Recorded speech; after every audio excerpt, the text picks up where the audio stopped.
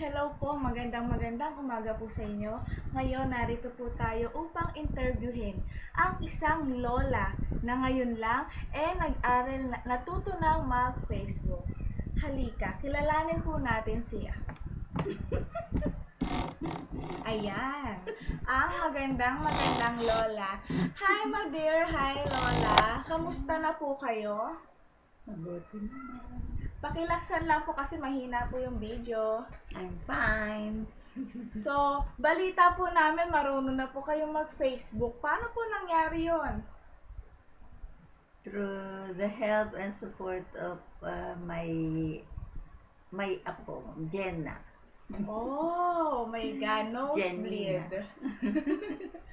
So, ngayon po, ano po masasabi niyo na medyo ganun ay hindi pa sapat na marunong na, pero marunong-runong na rin kayo mag-Facebook? Oo naman. Ano po yung masasabi niyo? Kayo po ba'y natutuwa?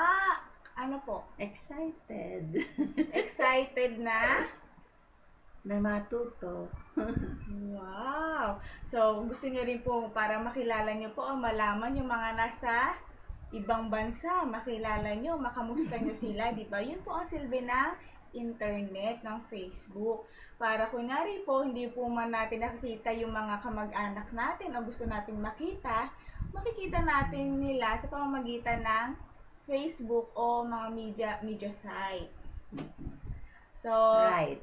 okay, may sasabihin pa po ba kayo o nais ipaalam sa kanila, nais sabihin sa kanila sa mga lola na pwede rin mag-Facebook?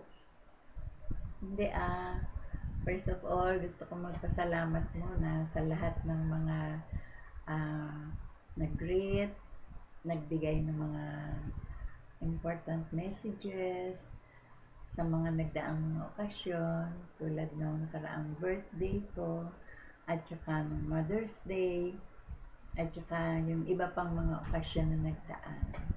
Thank you very much. Oh my God, nakakaluha naman ang inyong ang inyong pasasalamat. Yun lang po ang masasabi niya.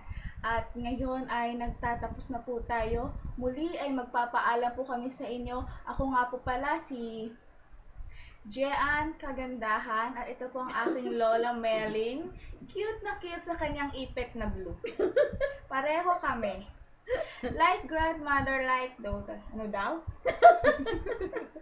Okay, bye-bye. Bye-bye kayo na. Bye-bye!